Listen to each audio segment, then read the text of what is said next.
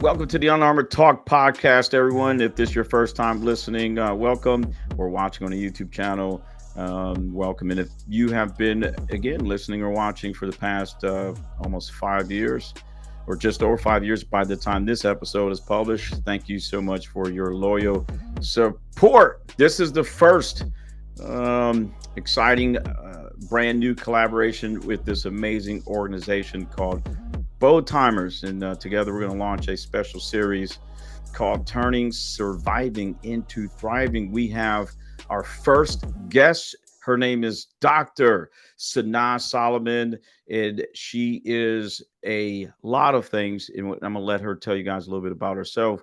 But she's a coach, an executive coach, and of course, there's a doctor in front of her first name. And she's also one of the premier coaches with the Bow Timers. I will put a link in the chat so you can learn more about the Bow Timers. And it is specifically for 50 and up. I am in the AARP team. I am a 50-year-old card carrying member, but that doesn't mean we're old. We're seasoned. Sanaz, doctor in front of that. Welcome to the show. Thank you, Mario. Thank you for having me. I'm excited to be here. Yes, and I am excited to host you as the first guest for this collaboration, this amazing collaboration. Can you tell the listeners and viewers a little bit more about you? Of course. I am an executive coach and consultant, leadership coach as well. And I have been working with Bold Timers for the past few months. Great organization. They provide guidance, career guidance, coaching for people who are trying to go through transitions, maybe trying to have their encore careers, figure out really what their next phase of life is. These days, retirement isn't retirement anymore. We all have our 50 plus era of our lives where people are living longer and trying to start new careers and do things that fulfill them. So we're here to help people in that transition and help them get to where they need to be, both emotionally and actually. No, no, Sanaj, thanks. The beauty of this collaboration is although the Bow Timers, and like you mentioned, the Bow Timers is for folks 50 plus. These podcasts can be applied to any human. Mhm. And that's the beauty of this collaboration. And so let's just jump right into it. Surviving. Let me say it one more time. Turning surviving into thriving. From my basic understanding, you've had some moments recently where you're like, I think I'm just surviving. Let's talk Mhm. about that for you. What does that mean? How much time do you have? Uh, there's been a lot of that. Different stages in my life where I knew concretely that while survival was important, necessary. You Mhm. have to have your job. You have to get up and do all the things you need to do to live. There was just not a sense of fulfillment or excitement in my work or my life. Really, I just got out of a great career working at UCLA for 20 years, so it was filled with growth, and I met a lot of people, and I learned so much more than I thought I would during that time. But there was also, through all the schooling I did, and I was constantly, going back to school for my master's and my doctorate, I knew that there was something that I wanted to do that I couldn't quite do in the parameter of that job. So figuring that out is still it's a daily task. I'm still working on it every day. Mm. Bold timers actually brought me a little bit closer to that as well. I've always loved working with the older population who are going through transitions, having challenges with how to navigate second careers, um, kind of how to make their lives more fulfilling and exciting once they're empty nesters or once their initial survival part of their life is over and the paying of the bills and the mortgage takes kind of second, um, I guess, a backseat to their actual fulfillment. So Yeah. it's really exciting to get to help people that are in that position. Interesting points. For yourself or anyone you've helped, have you ever seen a trend of people just settling? In other words, I'm in my 40s, I'm in my 50s. This is all I know. I'm too Mhm. scared to try something else, so I'm just going to do this thing. Definitely. I mean, I think it's what you're talking about is the sunk cost fallacy in a way. We invest time, we convince ourselves that once we've invested some energy or put all of our eggs in this basket, then if we leave that basket and Mm. walk to something else, we've failed ourselves. We've wasted the time that we've put in. And we're not going to get it back. And the truth is, you're going to get it back. You're not going to get it back anyway. The time is gone, but of course you learn, you grow. There's always lessons that you take from things that, even if it might not be obvious, when you get to the new thing or you make a transition to something else, you're going to figure out how what you learned previously applies. And it's hard. It's human nature to Mhm. not want to leave um, something that you're invested in for fear that the next thing is not going to be any better. And I think it's a fear we all have. I've definitely had it myself, and the support helps definitely, having somebody help you or guide you through that. But yes, it's a huge trend, and I think um, maybe in years past it was a little easier to avoid that feeling because you settle into a career, you do what you need to do for your family, and then Right. your kids go off to live their own lives, and you retire, and that's it. And now people aren't really going for that anymore. We see more and more of a trend of people wanting to have second careers, or they want to start businesses, or they want to get invested into hobbies. So once they leave their initial career, they retire. Um, they kind of wrap up that part of their life. They want something different. They want to learn to thrive. Yeah, and I love how you say they want. I know I wanted to be tall, and that didn't happen. So I know You didn't try hard enough, Mario. I prayed. I slept. I used to sleep in longer as a teenager. I drank a lot of milk. Yeah, it didn't happen. But uh, but I believe there's a lot of folks who want to do things. But you mentioned it is that fear, and Mhm. in the complexities of that emotion. And I believe, and let's talk about what your thoughts on this is. I say we because again, I'm seasoned as well. You guys know I'm 100,000 years old. But but to develop this false belief that I'm comfortable because I've been doing this for 30 years, so I'm thriving. But is that Mhm. thriving? Mhm. What do you You think? Is know, that thriving when someone's comfortable and they settle? yeah. I think thriving just depends on what it is to each person. I see thriving Mm, as something for each individual person to feel that they're filled with purpose and happiness and joy, and they're looking forward to what they're doing. And some people thrive more in routine, and they like the predictability. I had this kind of issue or challenge myself. I liked the predictability of knowing that I show up, I do my job, I get paid, and it was comfortable. It was comfortable in that I knew I would be eating the next day and my rent would be paid, and that's good. And then coming out of that and kind of starting my own thing, starting my own business, there are a lot of challenges with that. But I think you can thrive in a situation where you have comfort. They can mutually, they mm. can they can exist together. But I don't think the comfort necessarily means that you're thriving, and I don't think the discomfort means that you're not thriving. I think it just is dependent on each person and how you feel when you wake up. Are you experiencing the feelings when you look back on your life? Are you going to look back at that feeling like that was a feeling I wanted more of? Yeah, and so I like how as I'm listening to you, it made me self reflect and and say to myself, listening to you, Mario, you define what thriving means, and I love how you connected to is it meaningful?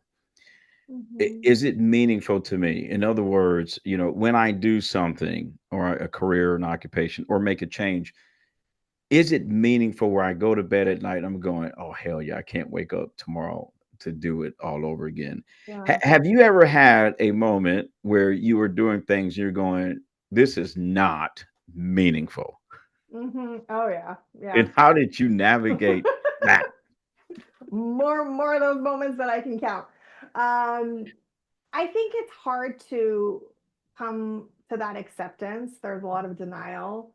Um, it's an uncomfortable feeling. It's icky, It's Hmm. just okay. So I'm doing X, Y, and Z, and I've put this much energy into it, and it's just not really panning out the way that I want it to be. And it's happened with um, other schooling that I've done. It's happened, it's in various stages of my life, and I think there's multiple levels. One is the acceptance, and the other is it doesn't mean your life is over. You can pivot and you can change things. I think like a lot of people, would like to just say, that's okay. I can just stay comfortable. It'll change, it'll be fine. It's fine. It'll work out. It'll magically work itself out. Which I think Voila. is just, yeah, which I think happens for a lot of people. But I have had those moments. And I think it's hard. You just have to sit in it and talk it out with somebody and get some perspective on it and figure out if it's a temporary feeling. Am I just having a bad day? If this is repeating, if this is every day, if this is all the time and this is how I feel, and something needs to change. And it's hard. It's hard to make those changes. But Yeah. ultimately, yeah, And as you sometimes and it's as you necessary. get and as you probably get north of 50, it gets even more. And and listeners and viewers, you guys heard Sanaa say, lean on your network, talk to someone, express what's going on internally. Be amenable, being open-minded to what may come back. It may not Mhm. be, what you want to hear, but it may be what you need to hear. Again, I'll reference my wants. There's a lot of wants, but my feet is not touching the ground right now. No, I'm just joking. But so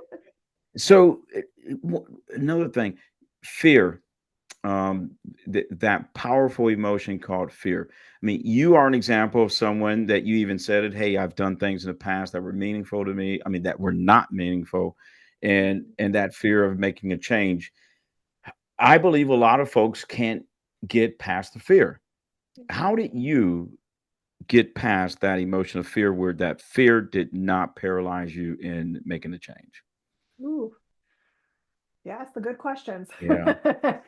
So I think the fear is multi-layered. One is within yourself, and one is there's a societal component. There's your Mhm. peers, there's your family, there's fear of judgment. Okay, I'm 50 or I'm 60 or I'm 70 and I'm going to make a Mhm. career pivot, and people are going to look at me like I'm crazy, or they're going to judge my actions, or like, I was 40 and finishing my doctorate, and I'm okay. Right. People are like, "What, lady, shouldn't you be out of school by now?" There's all, and I think there's always going to be that no matter what you do. And for me, a really big part of that was trying to figure out what fear was my fear and what fear was fear of judgment or fear of how people Mm, were going to look at me. mm, And I think an uncomfortable reality is I can't control the way people see me. And I don't like that very much because I like to control everything. But the reality is, I can't control it. If people are going to have a negative thought about me, they're going to have it. Hopefully, if they're curious, they'll ask and I can try to explain it to them. But beyond that, I can really only manage myself and try to get support from, like my husband, my peers, whoever, anybody who can help me have perspective on what I'm doing and navigate, what am I afraid of? Like the instability. Okay, how do we make it so that it's a little bit less unstable? Or am I right. afraid of failure? Okay, but that's natural because if you really care about something, you're going to be afraid to fail. Yeah. So just kind of talking that out, therapy, coaching, peers, all of that's good. And I think, yeah, it's especially for people 50 plus. I think the societal aspect of it is huge. You Hmm. start to become obsolete. People don't really care about your opinions, which is insane considering how much value and intelligence and wisdom and experience people of the older generation bring. But somehow society starts to kind of put you in a corner. And I think it's hard not to internalize that and worry Yeah. it's going to, affect what you do.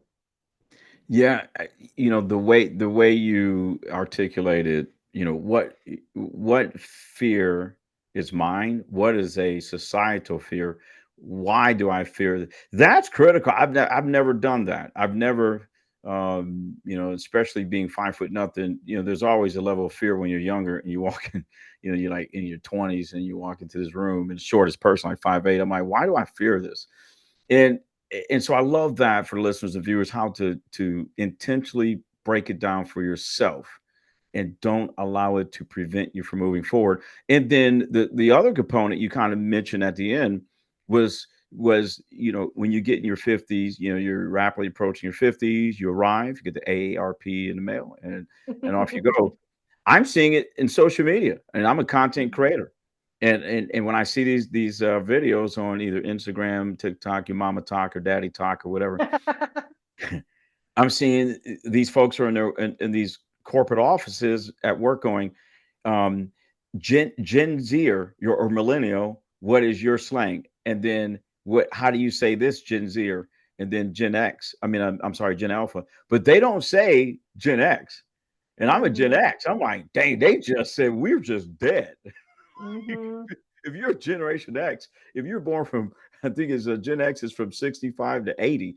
If you're born between 65 and 80, social media is going, you don't even exist. You were Mhm. roaming the earth before Christ. Like, dang, we are still here, homies.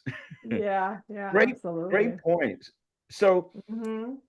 if you could give one piece of advice as I get ready to let you go and enjoy that beautiful sunny weather in Southern California, um, if you can give one piece of advice today to anyone that's rapidly approaching the amazing age of 50, or they are north of 50, what would you give them?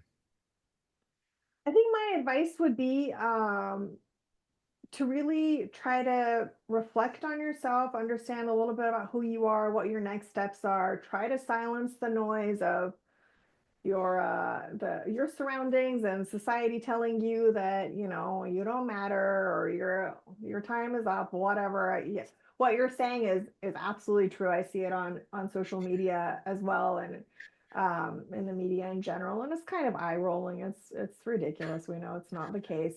And I think that's part of our role at Bold Timers and as coaches in general, is just to, hey, remind you, you still have much of your life ahead of you. You still need to, you're still well within your time and your ability to figure out what really makes you tick, what makes you excited to wake up in the morning. You've got half your life ahead.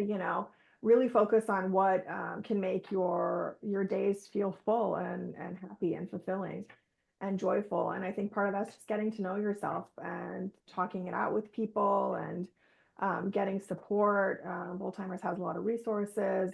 We do free clarity calls. So, please get on the phone with one of us. We're happy to chat with you, and just figure out, what makes you happy, and take it day by day. It's never too late. Great, great tips, and you all heard it. You're not alone. You got You are bold not timers out alone. there. You're not alone, everyone. If you're listening and watching, and again, I mean, this applies to all age groups. But if you are in that 50 range, a half a century, if you will, wise, bold timers, you got a lot of professionals out there that can help you. And Yeah. hopefully, this episode gives you the courage to spend an enormous time getting to know yourself better, and then taking that step to continue to do meaningful things while you're on this earth. Sanaz, thank you so much for coming on the show. Thank you for having me. I appreciate it. I appreciate you, everyone. You guys know the deal. I will continue to pray for you, your family, friends, and all living beings around you. Take care.